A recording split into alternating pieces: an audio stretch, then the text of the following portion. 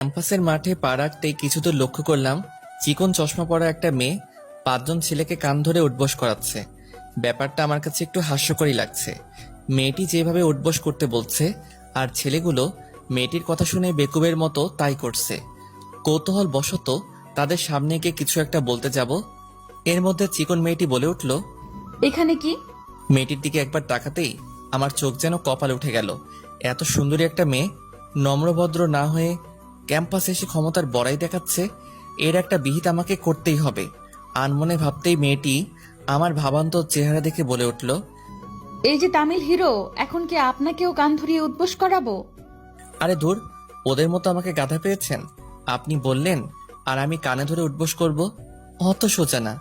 আর এই যে ভাইয়ারা, আপনারা এই চিকন প্রাণীর কথায় কান ধরে এত নাচানাচি করছেন কেন? আমার কথায় মেয়েটি 460 ভোল্টেজে রেগে গিয়ে চোখগুলো বড় বড় করে আমার দিকে তাকিয়ে রইল। আর ছেলেগুলো ভয়ে প্রথমে দাঁড়ালো, কিছু একটা বলতে যাব, এর মধ্যে আচমকাই তারা দৌড়ে পালিয়ে গেল। তাদের কাণ্ড দেখে ভেবাচাকা খেয়ে আবার বলে উঠলাম, কি হলো ভাই, আপনারা এই চিকন প্রাণীকে এত ভয় পাচ্ছেন কেন? ভাই, আপনার কপালে আজ অনেক দুঃখ আছে। এই পালারে। সবগুলো একসঙ্গে দৌড়ে পালিয়ে গেল। এইদিকে আমি শুধু তাদের কাণ্ড দেখে অবাক হচ্ছি। চিকন একটা মেয়ে, একে দেখে আবার ভয় পেতে হবে নাকি? ফু দিলে বাতাসের আগে উড়ে যাবে, একেই না আবার ভয় পেতে হবে নাকি? এসব আনমনে ভেবে পিছনে তাকাতেই মেয়েটি রাগে গজগজ ও দাঁতের দাঁত চেপে বলে ওঠে। তুই আমাকে চিকন প্রাণীর সঙ্গে তুলনা করলি কেন? চিকনকে চিকন প্রাণী বলে ডাকবো না তো মোটা প্রাণী বলে ডাকবো? তোর সাহস তো দেখছি কম না, তুই আমাকে চিকন প্রাণী বলছিস? নে তার জবাব। মেয়েটি এই বলে আমাকে থাপ্পড় মারার জন্য হাত তুলতেই খপ করে তার হাত ধরে বলে উঠলাম, এই যে ম্যাম, এত রেগে যাচ্ছেন কেন?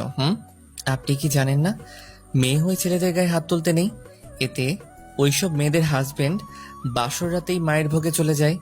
আফসোস, আপনিও সেই ভুলটাই করতে যাচ্ছিলেন। চাপা মারা বন্ধ কর। তুই হয়তো আমাকে এখনো ভালোভাবে চিনতে পারিসনি। আমি কার বোন একটু অপেক্ষা কর, এমনি জানতে পারবি। দাঁড়া, সে ব্যবস্থাই করছি। এই বলে মেয়েটি রেগে মেগে একদম আগুন হয়ে হনহন করে চলে যেতে লাগলো। মেয়েটি রাগী হলেও যথেষ্ট সুন্দরী। তার সৌন্দর্য দেখে যে কোনো ছেলেই ক্রাশ খেয়ে যাবে। কিন্তু তার এই রাগী স্বভাবের জন্যই হয়তো কোনো ছেলে প্রপোজাল করতে পারেনি, যা বুঝলাম আর কি। এই রে, কথা বলার মাঝে নিজের পরিচয় বলতেই ভুলে গেছি।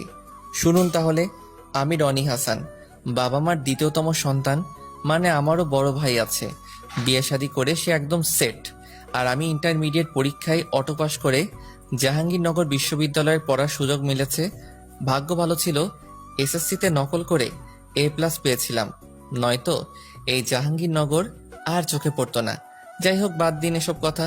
তো পড়াশোনার সুবাদে আজই প্রথম ক্যাম্পাসে আসলাম। এসেই দেখুন কেমন ঝামেলার সম্মুখীন হতে হলো। এখানে যে অবস্থা দেখছি, চাপাবাজগিরি করেই চলতে হবে, নয়তো সবার হাতের নাগালে জড়িয়ে নাচাবে। এসব ভাবনার বিচ্ছেদ ঘটিয়ে বেঞ্চে বসে আনমনে ফেসবুকে টাইম পাস করছিলাম। এর মধ্যে সে ছেলেগুলো এসে বলল, ভাই, আপনার নাম কি? রনি হাসান, এবার প্রথম বর্ষের স্টুডেন্ট। আপনারা? ও, তাহলে হয়ে গেল, আমরাও সেম ইয়ার। যাক, ভালোই হলো, অল্প সময়ে ক্লাসমেটদের পেয়ে গেলাম।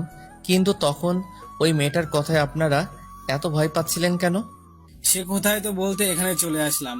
আপনি যার সঙ্গে ফাজলামো করলেন সে কে জানেন? না। ভাই, আপনি অনেক বড় ভুল করে ফেলছেন। মেয়েটার সঙ্গে ফাজলামো করা আপনার মোটেও ঠিক হয়নি। মেয়েটির নাম রিদিতা, আমাদের ক্লাসমেট। এই এলাকার টপ সন্ত্রাসী। সবাই তার ভাইকে মুন্না সন্ত্রাসী বলে চিনে। আর আপনি আজ প্রথম এসেছেন, তাই এসব কিছু চক্র এখনো বুঝেননি। আস্তে আস্তে সব বুঝে যাবেন।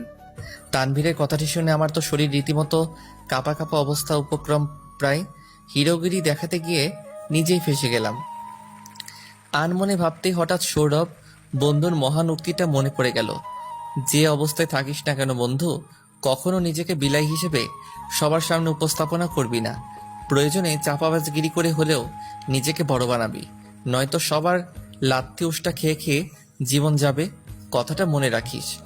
সৌরভ বন্ধুর মহা উক্তিটা স্মরণ করে তাদের উদ্দেশ্যে বলে উঠলাম, আরে ধুর, ও সন্ত্রাসী বোন হোক আর যাই হোক, এসবে রনি পরোয়া করে না। বিকজ যখন যা সামনে আসে তা খুব ভালো করেই সামলে নিতে পারি। তোমরা শুধু একসঙ্গে থাকলেই হবে। সরি ভাই, আমরা এসবের মধ্যে নেই। দুঃশালা ভিতুদ্দিন, এত ভয় চললে কি ক্যাম্পাসে ঘোরাঘুরি করতে পারবি? এবার একটু দলবদ্ধ হয়ে শক্তিশালী কর, যাতে কেউ কিছু বললে তার জবাব দিতে পারিস। নিলয়, তুই ঠিকই বলেছিস। ক্যাম্পাসে আমরা নতুন এসেছি, কেউ ঠিক মতো চিনে না। এই অবস্থায় ক্যাম্পাসে ছোট বাচ্চারাও আমাদের রেক দিতে বিন্দু মাত্র পিছু পা হবে না। সুতরাং আমি বলি কি, আমরা 6 জন একসঙ্গে দলবদ্ধ থাকাই উত্তম হবে। শফিকের কথায় বাকি 4 জনেও আমার দলে যোগ হয়ে গেল। এত দূরত্বই যে এতগুলো বন্ধু পেয়ে যাব ভাবতেই পারিনি। তাদের সঙ্গে কিছুক্ষণ আড্ডা দিবার পর ক্লাসরুমের দরজার কাছে আসতেই লক্ষ্য করলাম হৃদিতা সহ আরো 6-7 জন মেয়ে হাতে ক্রিকেট খেলার স্ট্যাম্প নিয়ে দাঁড়িয়ে আছে। এই দেখে আমার সঙ্গে তানভীর, শফিক, টফিক